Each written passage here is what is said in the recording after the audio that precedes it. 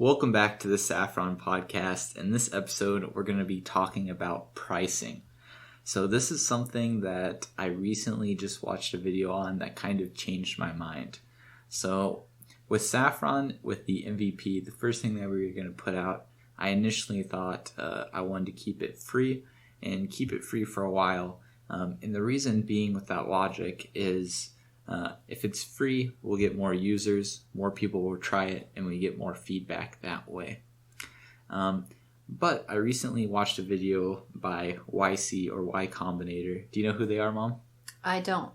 So Y Combinator is a startup incubator, and so they have they take batches of startups, and so they just had, I think, a new batch. So they have this thing called Startup School, which they have like videos where they go over kind of some pro tips, if you will.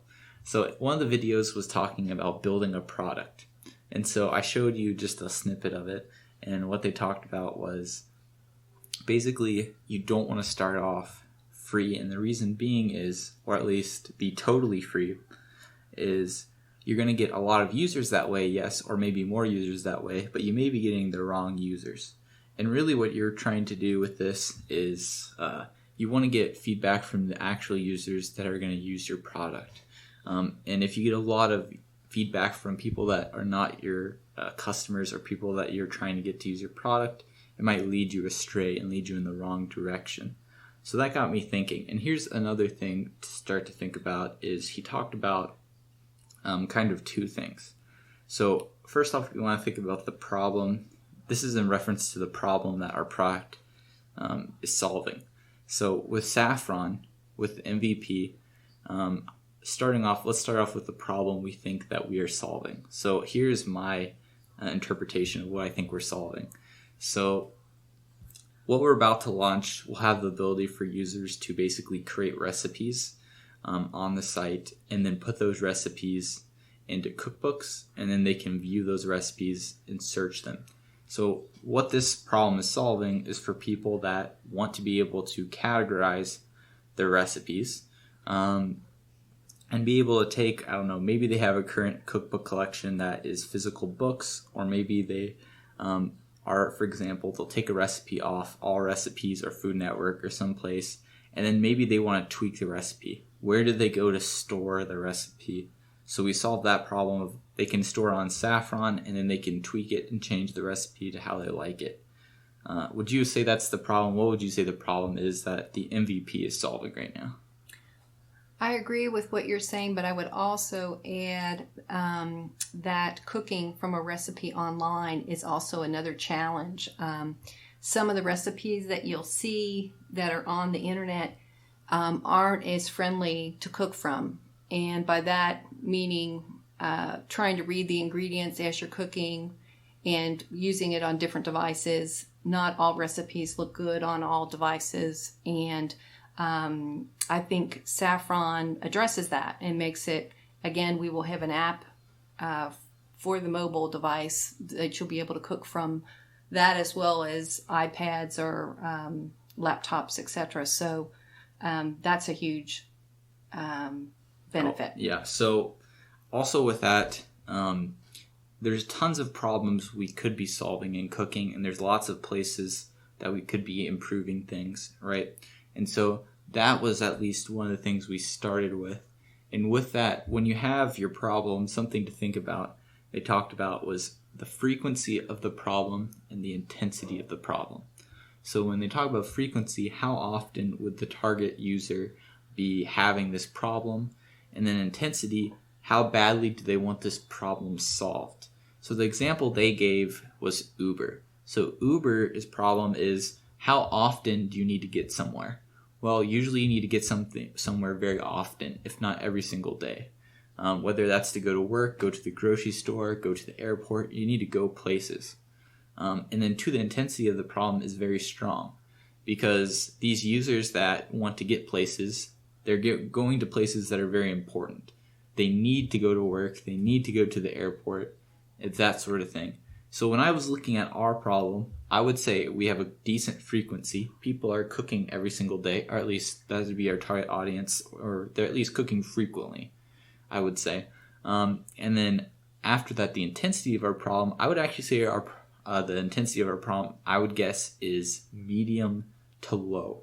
The reason I say that is you can cook with, for example, off of Food Network or All Recipes, or pick your favorite place to find recipes. For example, it may be a little harder to read the recipe, or it might be a little bit more cluttered, but it's like the intensity of that problem is smaller. Like, it's doable with that. What are your thoughts on that?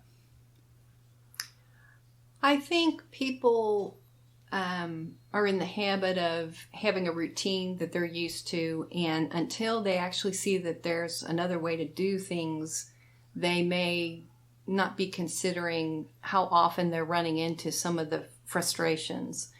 And by that I mean to write down recipes to go to the grocery, write down the ingredients for a recipe. I mean, a lot of this takes time, and again, if it's automated, it's a huge time saver. You enjoy cooking more because you're spending time actually on the cooking and not the planning and the prepping.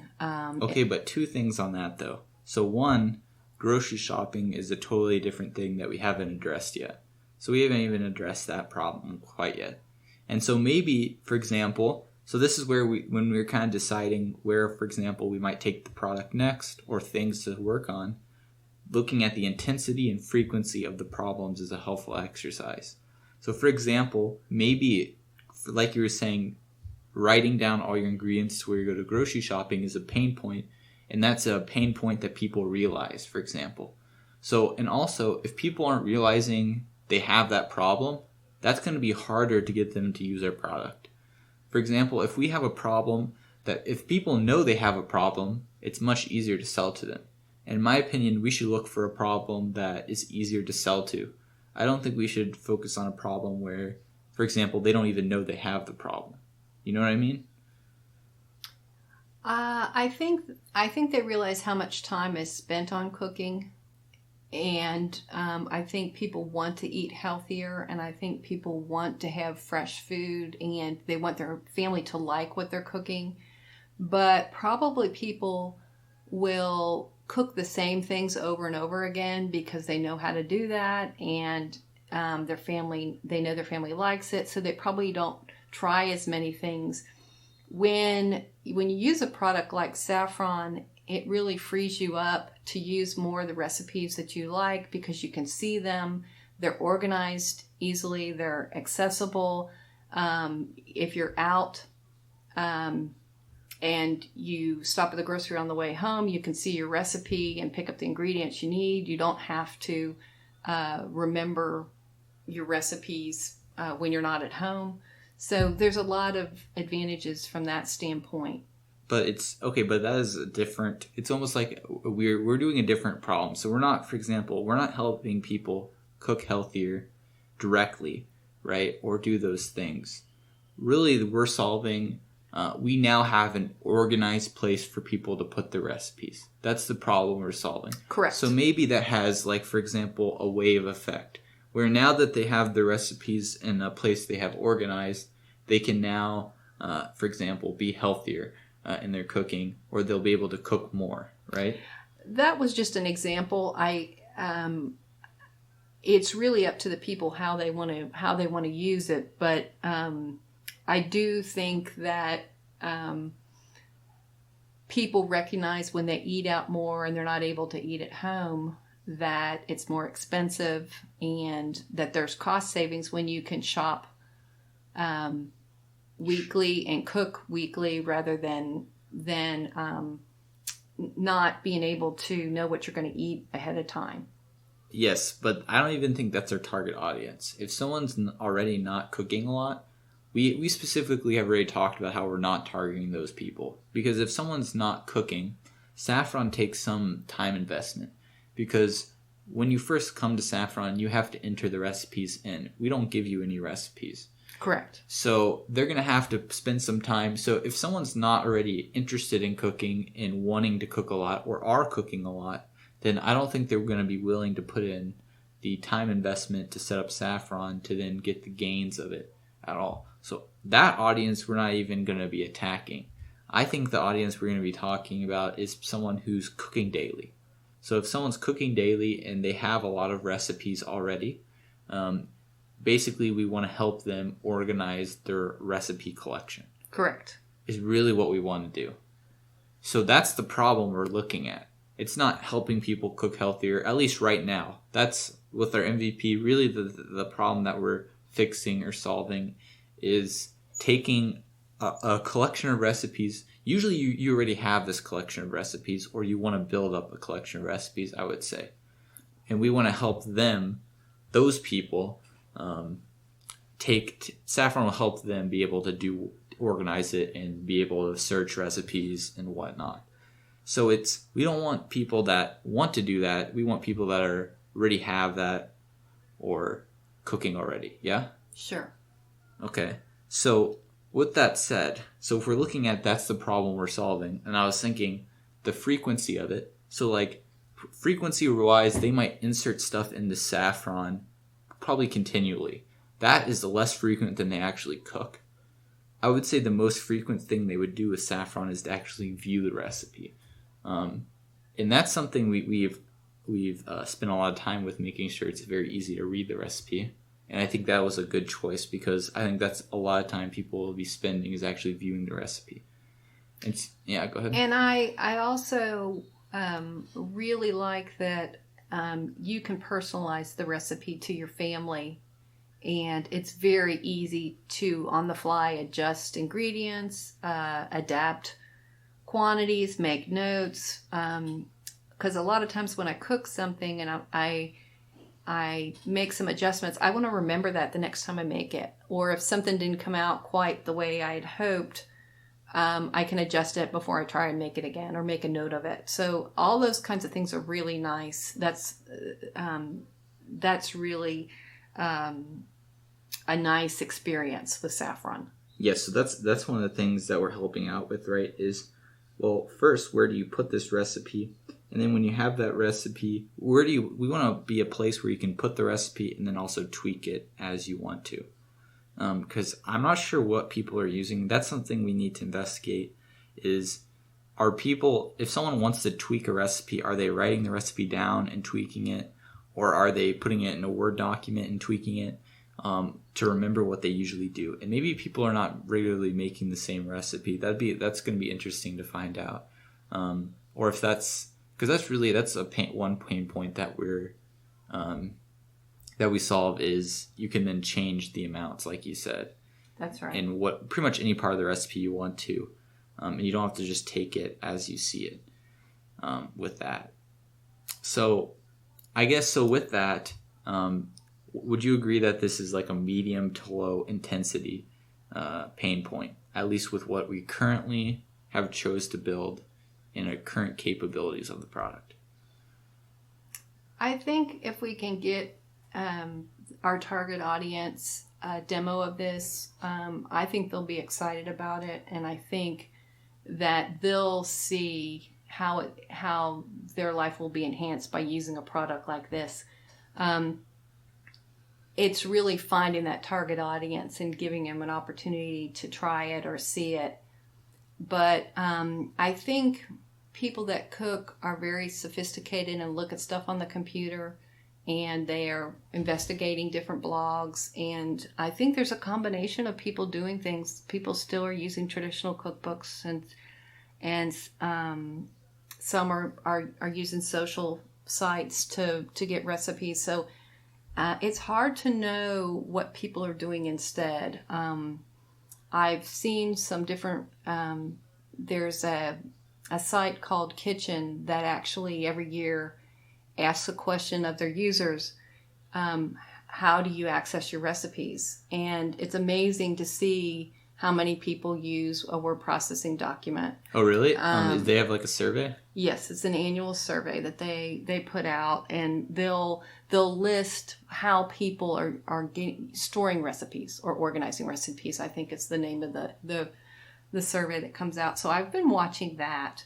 I think that's really that can be just like, I think that could be a small niche that we could just take right there, is people that are storing recipes in Word documents.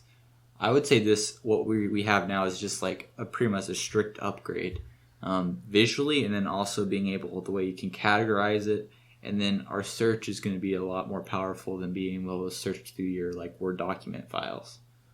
And so I think that's a very good audience to start to try to see if they can get Saffron. Here's what I would like to do when we get the MVP out, is try. One, it'll be interesting to see where do we find those type of people. Something I want to try when we get the MVP out is to go to Instagram and start talking to people there and direct messaging them and asking them what are they using to store the recipes, and then also would they like to try Saffron.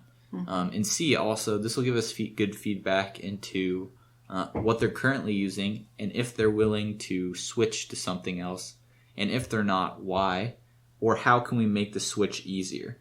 Because maybe instead of a clipper that makes it easier to get recipes from other food places, maybe we need a Word document. So be able to import from a Word document online or something. Maybe that's a place where people could really get value. So that'll be something I want to try out. Do you like that? Yes, I think there's going to be several sources, and we need to investigate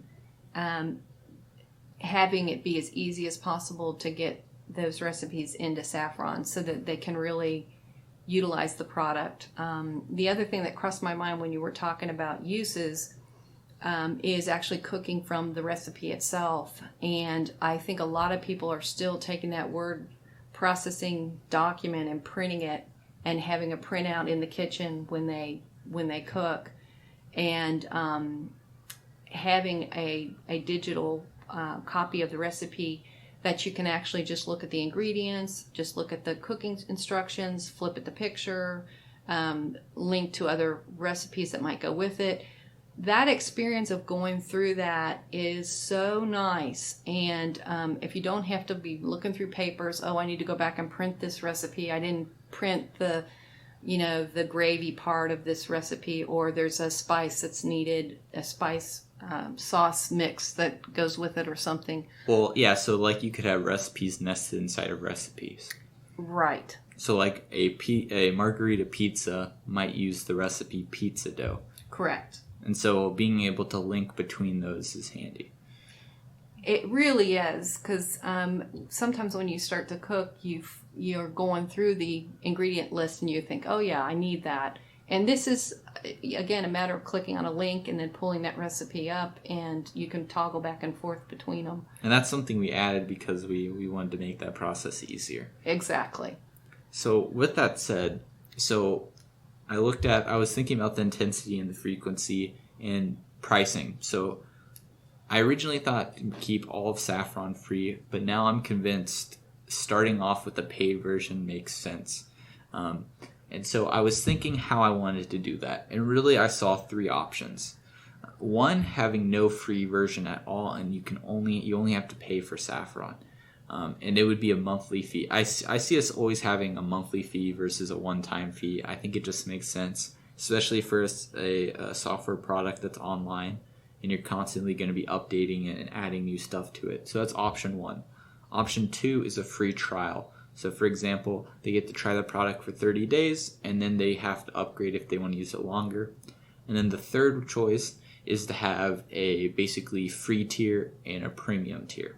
So the free tier would have, for example, they can create X recipes and Y cookbooks, and then if they want to create more, they'll have to upgrade. So when I was thinking about this, I first thought about the free tier, or the free trial. And one thing that I didn't like about the free trial is, let's say, so Saffron takes some time investment because you have to insert recipes. So let's say I've inserted some recipes. It would be a shame if you lost those after 30 days. Like, let's say you didn't want to use Saffron. You would basically lose access to those recipes after the 30 days. Now, this is kind of good and bad. Maybe someone would be more convinced to purchase the product if they were to lose the recipes, but also it could be a double-edged sword. Well, if I might lose my recipes after 30 days, do I even want to insert recipes at all? So that for that reason, I don't think I really liked the free trial approach. Do you agree? Well, if we did do a free trial, maybe consider being able to export the recipes that were set up for the user if they changed their mind, or let them access the recipes that they've entered and but not just create more. Yes, not have any other functionality. That those recipes still live there and you can access them and cook from them, but you really couldn't do modifications. You couldn't. Yep. So I think that the trial to me is kind of nice because personally, I subscribe to online software. I'm an Adobe user, and I also am a Sketch user. So both of those are subscription based, and both of them gave me trials to begin with. And it helped me evaluate whether or not I wanted to use those products. So I'm kind of used to that model, and usually within 30 days, I can tell if it's going to be the right fit for me, and if it's enough time that I can really check things out. So I would be comfortable with this kind of a model, but I do agree that it would be ideal to get this product in the hands of the people that really want to use it, and maybe having it too open and having let anybody try it with no threshold as far as a fee or some kind of way to differentiate who's coming and trying this. Maybe it is better to have something in place that would help prioritize the people that are coming. Yeah, I think that solves a lot of the problem if we just allow them to view and not be able to basically edit after, for example, the 30 days is over. That's a little bit more complex to make, but I like it. And so the other option was, the other at least free option would have kind of a free and a premium tier. Now, one of the things that is kind of hard with the way we have it currently set up is if we have a free tier, I don't think many people will need to ever use more than just the free tier. So I think the free trial would convert more users than what I'm currently going to outline. So if we had a free tier, it'd be something like this. So you can only create, like, for example, some number of recipes, some number of cookbooks.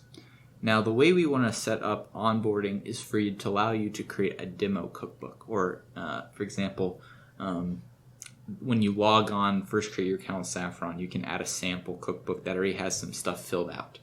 So if we limit it to one cookbook, if someone added a cookbook to their account, the sample one, they're already at their limit. And so they would either have to delete it to be able to create another one. And I think that's kind of an awkward experience for the first time user. So it would make sense to at least make the limit, for example, 2 cookbooks. Well, wait a minute. The sample cookbook you can totally modify. So, for example, say we have 10 sample recipes in that sample cookbook. Yeah. The new user could edit that and keep with the ones they want, and they could modify the table of contents, and they could really make it their own. Yes. So that's really just a starting point. So I think it's totally fine to have that demo cookbook evolve into their own cookbook, whatever they want to do with it. I guess that could make sense to, like, that'll be the cookbook they start off with. So I guess that makes more sense. The way I was thinking it is whenever they add the cookbook, at least the sample one, they would then add a new cookbook, which would be theirs, which they add stuff. But I guess you're right. Maybe the users, when they would just add to the existing cookbook, right, which is what they might do. And then maybe it does make sense to only have a 1 cookbook limit. And then if they wanted more, to create more, then that makes more sense, actually. So that could do. Yeah, the whole idea behind creating cookbooks and organization is it really can be your own way of prioritizing your recipes and setting it up, so it's totally customizable. So even if we divide it into a few sections to begin with, they can add new sections, they can rename sections, they can move recipes around and remove a recipe and add it someplace else. So it's it's totally something they can work with, and I think enjoy, if they decide they just want that basic level of use. Mm-hmm. That actually makes sense. The one cookbook thing, I kind of like that. So here's the way I see it. I think that's a viable option. For example, allowing them only one cookbook, and then whatever, some amount of recipes. Maybe it's only 10 recipes. Maybe it's 20. We'd have to play with what the amount is that we want to limit. But for example, I think for a lot of users, one cookbook would probably be like sufficient, at least for a while, to be able to try it. And so maybe it takes longer to convert the user than a free trial. Now, the pro to the limiting, so only allowing one cookbook or that sort of thing, is that's already coded and I don't have to make any changes. If we do with the free trial stuff, I'll have to make some additions to be able to get that to work. And so that's one advantage to using that method, is we don't have to do any coding and time spent creating that out. And the last option we haven't talked about yet is to do no free version at all. So in that case, is you have to pay to try Saffron. But no matter which version we go with, an idea that I recently had that I like is to have a demo. So whenever someone comes to the page, they can, or a landing page we're going to create, is a button that says demo. They can click on it and it'll take them to basically a test cookbook, a demo cookbook that they can just view, and they can see what it's like to read the recipe, the design of it, and they can click through different sections and get a feel for what it's like when the cookbook is built. And maybe that's enough to sell a user, I'm not sure, but with not having anything for them to try, that might be our main argument. Could be, hey, I want to try the product before I even spend some money to try it or spend some money to use it, right? And that could just be a barrier to trying it. And that's another thing we haven't even talked about yet or thought about is if we're charging people, once we start charging people money, let's say they stop, what happens when their account gets demoted, basically? Do they lose all the recipes? Do they lose all their cookbooks? We probably would set it up a similar way with the free trial where you can still view your cookbooks, view your recipes, but you can't make any changes or anything. I would assume after you... so that's kind of interesting. What you could do is... how do you handle that case, right? Is, all right, so if we did a limit, for example, once I upgrade to a new account, I now add, let's say, 5 cookbooks, and then I do not have, I stop paying for the subscription, and so I'm now a regular user again. But I had 5 cookbooks before, but in the regular account, I can only have 1 cookbook. So how do we handle that user? Do we just restrict them access, like they can't use Saffron anymore, or add cookbooks, or create cookbooks? You know what I mean? How do you handle use cases like that? I guess we can think about that more when we decide how we want to monetize it. It gets more complicated with an advanced user that's got 5 cookbooks or so, but I find it's going to be probably unlikely if somebody spent that much time and built 5 cookbooks that they don't continue using it. But if that would be the case, I think being able to export the recipes would be a way that, again, they're the owner of the content. We're not the owner of the content. So I want the user to be able to get to their content, whether they have to export it and then they decide to take it to another way of using their recipes. That would be up to them at that point. But I did have a question about the demo versus the 30-day trial concept. Would you use both? For example, to me, it would be maybe one or the other that you would do. I don't know that you do both of those because it's both trying to do a similar thing. But with the demo, would they actually be able to format their own recipe in that demo, or is it just more of a passive viewing, walking through the demo? I mean, have you thought through what the demo might look like when you so click on there's it? two different purposes basically. The demo the demo is something I want to is basically to entice users to try Saffron. The free trial is to entice people to purchase Saffron. So when someone first comes to our landing page, they might not want to just sign up and create an account. Let's say, for example, Saffron's free to try. So there's a slight friction to create an account. So how can we make that basically they can try something? Because something with Saffron is a lot of sites you can try the product without even creating an account. So for example, if I go to Reddit, I can see Reddit's homepage without creating an account. I can view articles and whatnot. If I come to Saffron, I can't view any recipes or do anything until I create an account. And then after I create an account, I have to put in all this work to kind of get a feel for how it looks and how it is. So it might be nice with the demo. The idea of it is you can see what the end result is of your work if you were to build a cookbook and see if you like the idea of that before you even. So that would have, I've now tried the product, and now really it's not trying the whole product because it would really just be clicking to see different recipes in the cookbook. So they wouldn't be able to add their own recipe? No, you wouldn't add a recipe, you wouldn't be able to edit a recipe, you wouldn't be able to delete a recipe. It's merely just to view what the online experience of a cookbook is. Okay, so it's a feel for the interface and kind of... Well, also, it could be kind of teaching them, hey, this is what an online cookbook could look like or feel like. Because they might not... So, like, if we say we're building an online cookbook, well, what does that mean? What does that look like? Well, here's a demo that takes 1 second of your time to click on. You can view what we mean by that. So that's the idea with the demo that I like about that. But we have, there's a lot of different corner cases whenever we start charging. And the way I like to always set these up is actually, I'm not sure what the best option is, but I like to choose basically the simplest option to implement and then change after that if the simplest option is not a good option. So, for example, in this case, I think it's going to be complicated. There's some complexity in doing a free trial, but there's also some complexity in doing limiting. Because again, what kind of rules do we set up with? All right, so someone has purchased a subscription. Maybe it's going to be rare for them to stop purchasing a subscription, but we need to have procedures set up that handle the case. So maybe after someone cancels a subscription, they basically are in kind of like a locked state where they can't do anything until they delete their account or something.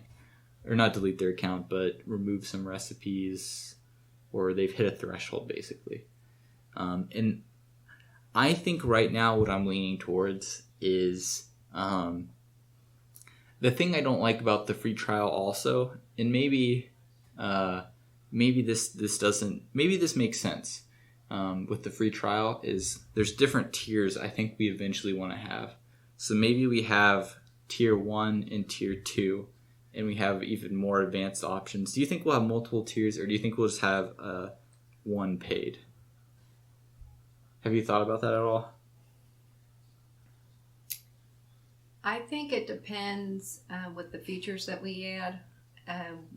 We've tossed around a bunch of different ideas. There's a lot of tools, automated tools we're wanting to add, like scaling recipes and conversions of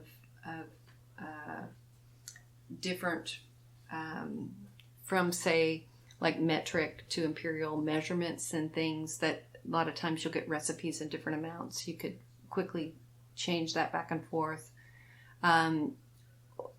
Maybe also getting involved in some organization of your pantry, and again, grocery shopping we've talked about, voice activated type commands that could maybe interface with Saffron, and maybe cooking and talking with a voice activation to read you the recipe. So there's a lot of different directions. Alexa or Google Home, right? So right. We're talking about. Yeah. So there's a lot of different directions, and I think once we start to roll out the different features, I think it's going to become clearer where the needs are and what people are wanting, and also just a lot of automatic delivery services for groceries and things that maybe we could automate and connect with some of those services.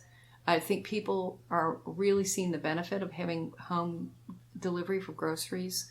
And I've been watching that just in my neighborhood and at my grocery store.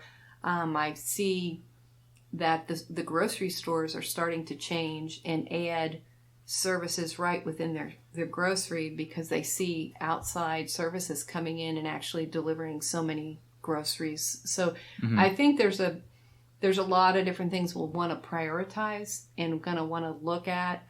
And I could see there being definitely an advanced tier, and then there might be a more specialized beyond that if we get into some of the voice stuff. But it's hard to say today. Okay, something I just thought about. So I think the difference is it's more complex to do limiting users in the long term. In the short term, we already have that coded, but limiting the user is going to be more complex long term because we're just going to keep running into this. How do we reduce the user? How do we lock the user's account? So how do we stop them from using all the features that they had access to after their subscription canceled? Versus if we do a free trial, yes, I have to code the free trial code now, but it's very easy to split the logic of that. So they have access to everything when the free trial exists, and then when the free trial ends, they now can only view stuff, for example. Right. And then they're just done. Like maybe they have a separate partition. They can only view that stuff or whatever. And then when we have a free trial, whenever we want to, we can switch from a free trial to totally free. You know what I mean? So we can make part of Saffron totally free in the future if we wanted to from a free trial. Mm-hmm. So if we started with a free trial and then a paid, and then later we were like, all right, I think now it makes sense to split this part into free and this part into paid. That's a very easy transition to do.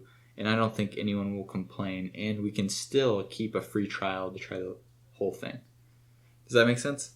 It does. And I do think I like the idea of giving them a full experience and letting them try everything out. Because I do think sometimes people might not know how nice it is to use some of these things. So again, if they get to try it for a little bit and they grow to like it and use it in their cooking routine, that might be something that they do all the time. Yeah, that makes sense. That's something I actually didn't even think about too. If we just block off advanced features, they won't even be able to try the advanced features if we limited those. So free trial there makes sense. The next question is, if we're doing a free trial, how long do we want to do a free trial for? I guess you said 30 days before. I think I almost like 14 days. I don't know if that's too restrictive. I feel like starting smaller is better. And then if we get feedback that people want longer, you can always increase the free trial threshold. Okay. Do you like that? I'll go with your opinion on that. I'm comfortable with that. Okay. All right, so I think that gives me a decent idea of how I want to set that up. Then sounds like we'll probably do a free trial for some number of days. I think I'm leaning towards right now like maybe 14 days or maybe 7 days. Maybe 7's too restrictive, but you will be able to try it from there. And also we have the demo. So the demo will be always free to be able to try, and the demo will give them a good, at least part of the product experience of what it's like. But that is it for this episode of the Saffron Podcast. Thanks for following along and listening.